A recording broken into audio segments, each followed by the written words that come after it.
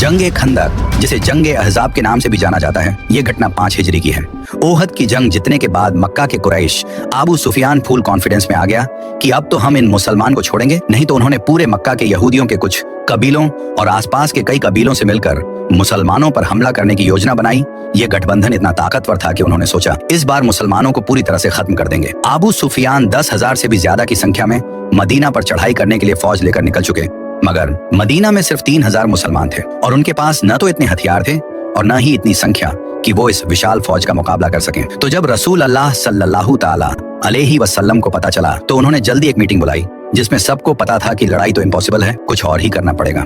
इस मीटिंग में एक फॉरेन नेशनल सलमान फारसी भी बैठे हुए थे। उन्होंने एडवाइस दी कि देखो, मदीना वैसे भी तीनों तरफ से पहाड़ों की वजह से सेफ है, हमें सिर्फ एक साइड को सील करना है और वो है मदीना की मेन साइड। और मदीना के अंदर जो यहूदी हैं वो तो हमारे दोस्त हैं, तो हमें उनसे कोई मसला नहीं। तो अगर हम सिर्फ इस एक साइड पर एक खंदक बना ले तो जिससे मदीना के पास दुश्मनों को रोका जा सकता है। इस विचार को सभी ने पसंद किया तो रसूल अल्लाह सल्लल्लाहु ताला अलैहि वसल्लम ने 120 फुट जगह खोदने का टास्क एक सहाबा को दिया और ये काम इनको ऐसी हालात में करना था कि भूख की वजह से पेट पर पत्थर बांधे हुए खोदने लगे और अंदर खोदने के दौरान एक बहुत बड़ा पत्थर बहुत कोशिश के बाद भी टूट ही नहीं रहा था। तो रसूल अल्लाह सल्लल्लाहु ताला अलैहि वसल्लम खुद इस काम में हिस्सा लिया और सहाबा को हौसला दिया। कड़ाके की ठंड थी, सहाबा भूखे थे लेकिन ईमान की ताकत से भरपूर थे। एक एक करके सभी खंदक खोदने में जुट गए। खुदाई करते वक्त कई बार बड़े बड़े पत्थर आड़े आ जाते। जब एक बड़ा पत्थर हटाने में परेशानी हुई तो रसूल अल्लाह सल्लल्लाहु ताला अलैहि वसल्लम ने दुआ की और अपनी छेनी से एक बार किया। इसी दौरान चिंगारियां निकली और रसूल अल्लाह सल्लल्लाहु ताला अलैहि वसल्लम ने फरमाया, मुझे शाम सीरिया की फतह नजर आ रही है।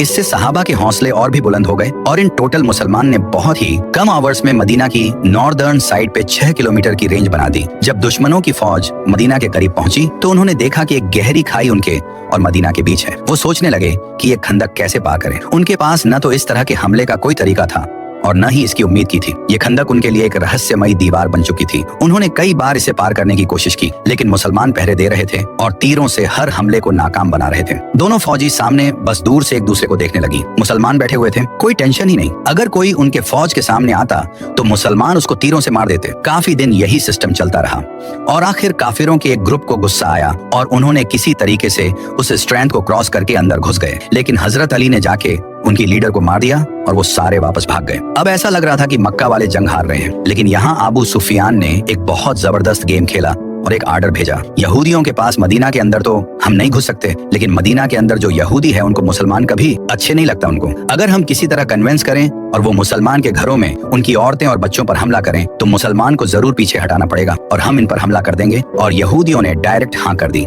और सारे मोहल्ले के यहूदी जो मुसलमान के साथ थे आहिस्ता आहिस्ता मदीना के अंदर सहाबा के घरों को रेड करना शुरू किया। मुसलमान अब इस टेंशन में पड़ गए कि वह अपने घरों में अपने औरतों और बच्चों को बचाएं या मक्का वालों की फौज से इधर लड़े। ये बहुत ही 10 सिचुएशन थी। तो आप सल्लल्लाहु ताला अलैहि वसल्लम ने कहा, मदीना वालों के घरों को बचाने के लिए सिर्फ एक ही रास्ता है कि हम काफिरों के ग्रुप से डील करें कि हम इनको हर साल मदीना के खेतों में जो क्रॉप्स होती है उनका 3rd हिस्सा इनको देंगे। लेकिन सहाबा ने कहा कि अगर ये अल्लाह की तरफ से है तो बिल्कुल डील करते हैं, लेकिन अगर आप हमारे बच्चों को बचाने के लिए इतनी बड़ी कुर्बानी दे रहे हैं तो ऐसा ना करें, हम आखिरी दम तक लड़ेंगे। इतने टैंक सिचुएशन की मुसलमान बिल्कुल हौसला हार रहे थे। तभी कहानी में एक बहुत बड़ा ट्विस्टर आया और एक बंदे की एंट्री होती है जो काफिरों की फोर्स से सामने आया और उन्होंने कहा कि मैंने इस्लाम कबूल कर लिया, लेकिन इस बात का किसी को नहीं पता। बताएं मैं आपकी क्या मदद कर सकता हूँ। तो आप सल्लल्लाहु ताला अलैहि वसल्लम ने कहा, जो भी तुम कर सकते हो करो, हम बहुत मुश्किल में इस टाइम। उसने कहा ओके, कोई प्रॉब्लम नहीं। फिर वह सीधा गया यहूदियों के पास और उन्हें कहा कि मक्का वाले बहुत बड़े धोखेबाज लोग हैं, उनका साथ कभी नहीं देना। अगर उन्हें थोड़ा भी लगा कि वो हार रहे हैं तो वो तुम्हें यही छोड़कर वापस चले जाएंगे और फिर मुसलमान तुम्हें नहीं छोड़ेंगे। हाँ, अगर फिर भी डील करनी है तो उनसे गारंटी के तौर पर कुछ बंदे जरूर मांगना, अगर वो सच्चे हैं तो वो जरूर देंगे। इसके बाद वो सीधा काफिरों के पास गया और अबू सुफियान को कहा कि यहूदियों ने कभी किसी से वफा की, वहाँ यहूदी और मुसलमान सारे मिले हुए, लेकिन मक्का वालों ने यहूदियों से कहा कि बस हम हमला कर रहे हैं, तुम लोग भी हमला करो। अब मक्का वालों ने यहूदियों की बात नहीं मानी। यहूदियों को जब पता चला कि उन्होंने कोई भी बांदा हवाले नहीं किया तो उन्होंने भी कहा कि हमारे साथ धोखा कर रहे हैं। और इस तरह यहूदियों और मक्का वालों की ये लाइंस टूट गई और मुसलमान दोबारा गेम में वापस आ गए, क्योंकि अब उनका दुश्मन सिर्फ उनके सामने खड़ा था और मदीना के अंदर से सारे खतरे खत्म हो गए। 1 महीने तक मदीना के बाहर सिर्फ खड़े रहने से मक्का वालों की मोटिवेशन बिल्कुल 0 और ड्रॉप डेट हो गई और एक दिन एक बहुत तेज तूफानी हवा ने मक्का वालों का सर सामान, टेंस, बर्तन, व्हाट एवर सब कुछ उखाड़ कर रख दिया। सारे थक हार कर मदीना छोड़ने पर मजबूर होकर भागकर वापस चले गए। जंग ए खंदक की ये जीत सिर्फ बाहरी ताकत से नहीं बल्कि ईमान, हिकमत और अल्लाह की मदद से हासिल हुई। ये जंग मुसलमानों के लिए एक सबक था कि जब भी मुश्किलें आएं, ईमान और धैर्य से काम लेना चाहिए, अल्लाह पर भरोसा रखना चाहिए, क्योंकि उसकी मदद से ही फतह मुमकिन है। तो इस वीडियो को एक लाइक करके चैनल को सब्सक्राइब जरूर करें।